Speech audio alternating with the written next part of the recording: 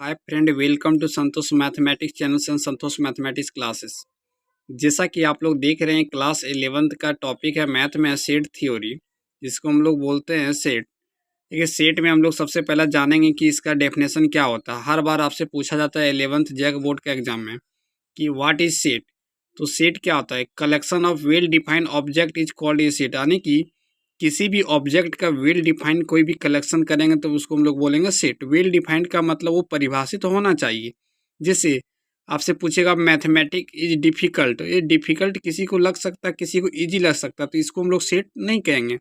तो difficult, beautiful, hard work, ये सब सेट का वर्ड नहीं आएगा। ठीक है। अब आपसे पूछा था फाइनाइट सेट किसे कहते हैं? इस set which contains finite number of element is called finite set. यानी किसी भी सेट में नंबर ऑफ एलिमेंट फाइनाइट, जिसको हम लोग काउंटिंग कर सकते हैं, उसको हम लोग बोलेंगे फाइनाइट सेट। नेक्स्ट है infinite set. A set which contain an infinite number of element is called infinite set. यानी कि जिस सेट में नंबर ऑफ एलिमेंट इनफाइनाइट हो, यानी कि वो जिसको काउंटिंग नहीं कर सकते, उसको बोलेंगे इनफाइनाइट सेट। अब इम्प्टी सेट का देखिए, इम्प्टी सेट का और नाम है। इम्प्टी सेट को हम लोग वॉइड सेट भी बोलते हैं, नल सेट भी बोलते हैं।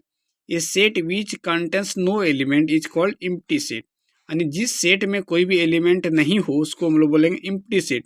और सभी को पता है इम्प्टी सेट को डिनोट करते हैं हम लोग फाइव से। नेक्स्ट क्वेश्चन है इक्वल सेट।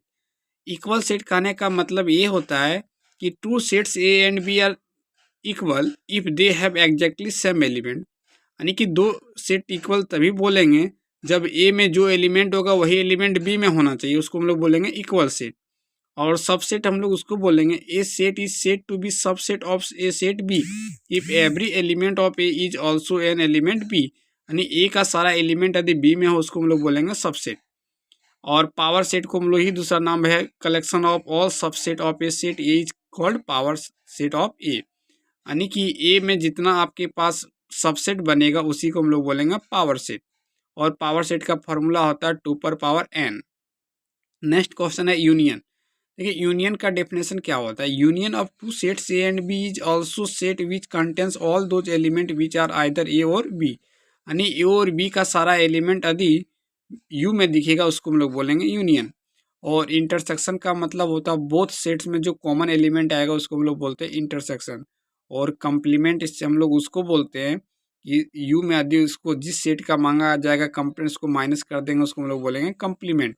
और आपके पास दो डी मॉर्गन लॉ है, ये यूनियन बी पर हॉल कंप्लीमेंट, तो हो जाएगा ए का कंप्लीमेंट यूनियन से बदल जाता है इंटरसेक्शन बी पर कंप्लीमेंट। और ये इंटरसेक्शन बी का हॉल कंप्लीमेंट इक्वल टू हो जाएगा ए पर कंप्लीमेंट यूनियन बी पर कंप्लीमेंट। तो आपके पास ये दोनों को बोलते हैं डी मॉर्गन लॉ। और एक फार्मूला दिया n A union B equal to n A plus n B minus n A intersection B. तो उम्मीद है आप लोग ये टोटल जितना भी ये टर्मोलॉजी था सेट थ्योरी का, तो आप लोग के सामने हम लेके आए। और आप लोग बार बार इस डेफिनेशन को याद रखें, क्योंकि डेफिनेशन याद रहेगा तभी आप क्वेश्चन बना सकते हैं। नेक्स्ट वीडियो में हम लेके आएंगे सेट थ्योरी का क्वेश्चन। थैंक यू, फिर मिलते हैं नेक्स्ट वीडियो में।